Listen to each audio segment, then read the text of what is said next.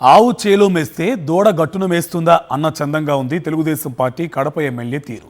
Credit చోరీ చేయడంలో Kadapa MLA Madhavi Reddy చంద్రబాబును మించిపోయారు. వైఎస్ జగన్ ముఖ్యమంత్రిగా ఉన్నప్పుడు కడప నగరంలో పేదలకు ఇళ్ల పట్టాలను ఇచ్చారు. ఇప్పుడు వాటిని మళ్లీ పంపిణీ చేసి నేనే ఇచ్చానంటూ టీడీపీ ఎమ్మెల్యే ప్రచారం చేసుకోవడం చూసి జనం నవ్వుకుంటున్నారు. ఇళ్ల పట్టాల సంగతేంటో ఒకసారి చూద్దాం. కడప నగరంలోని మున్సిపల్ స్టేడియం పక్కనున్న మాసాపేటలో తరాలుగా పారిశుద్ధ్య కార్మికులు ఇళ్లు నిర్మించుకొని నివసిస్తున్నారు. అయితే వారికి ఇళ్ల పట్టాలు లేకపోవడంతో అప్పుడప్పుడు కార్పొరేషన్ అధికారులు ఈ స్థలం ఖాళీ చేయాలంటూ హడావిడి చేస్తుంటారు. తమకు ఇళ్ల పట్టాలు ఇవ్వాలని వారు ప్రతి ప్రభుత్వాన్ని కోరుతూనే ఉన్నారు.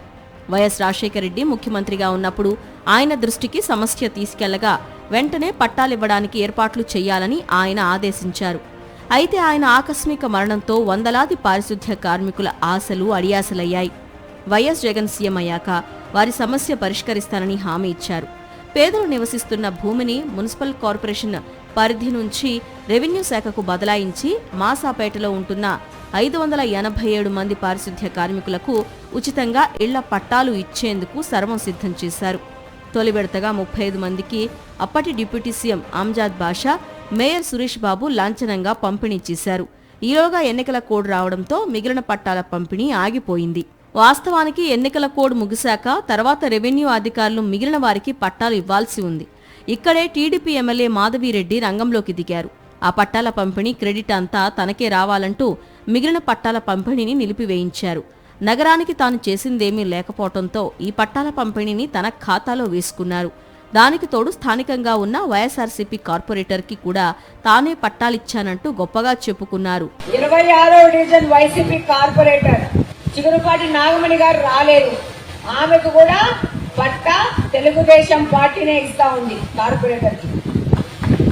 ఎమ్మెల్యే తీరు చూసి మాసాపేట వాసులతో పాటు కడప ప్రజలంతా ముక్కున వేలేసుకున్నారు.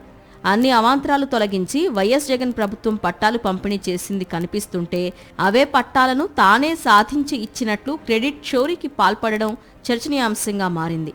క్రెడిట్ చోరీ చేసిన ఎమ్మెల్యే తీరుపై వైఎస్ఆర్సీపీ నేతలు మండిపడుతున్నారు. మేము వైసీపీ ప్రభుత్వంలో మేము కష్టపడి ప్రజల కోసం అహర్నిశలు మా మామగారి కాలం నుంచి పట్టాల కోసం మేము శ్రమిస్తే ఈరోజు ఈ టీడీపీ ప్రభుత్వం వాళ్ళేదో చేసినట్టుగా, వాళ్ళేదో ప్రజల కోసం శ్రమించి పట్టాలు ఇచ్చినట్టుగా స్టేజీల మీదకి ఎక్కి మాకే పట్టాలు ఇప్పించినట్టుగా పోజులు కొట్టడం చూస్తా అంటే నిజంగా నవ్వాలా ఏడ్చాలా తెలియని పరిస్థితి. ఆల్రెడీ ఈ టీడీపీ కార్యకర్తలకు కూడా మేము సర్వేలు చేయించి పట్టాలు ఇచ్చిన చరిత్ర మాది.